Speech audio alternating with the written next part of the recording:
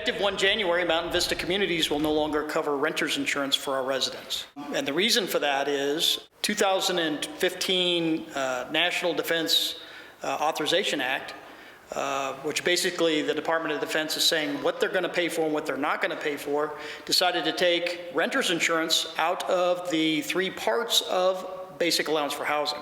As of last week, some of the residents, 268 to be exact, will be getting a letter saying that we are no longer effective on the 6th of January going to cover renter's insurance.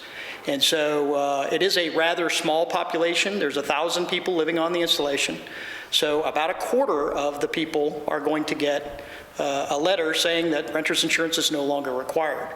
That's one of the reasons why we've told them, and we highly encourage them to get renter's insurance, because it will cover those things lost in their house if they have a catastrophic event.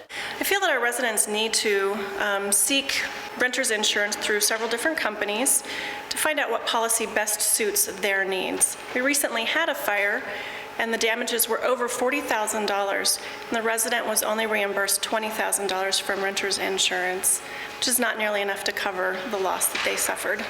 I can speak from personal experience. During a permanent change of station move that my husband and I did from Hawaii to Fort Huachuca, our car was broken into, and our renter's insurance did cover most of our loss. If you signed a lease before 31st of December 2014, you were grandfathered. We still carried a policy for you. However, as time has gone on, more people are moving away, and that population is getting smaller and smaller. If somebody signs a lease tomorrow, we tell them, effective the first of the year, you're going to have your own policy. And in fact, if they sign a lease tomorrow, they still need to get their own policy, because we've only grandfathered those people that signed a lease prior to December 31st of 2014.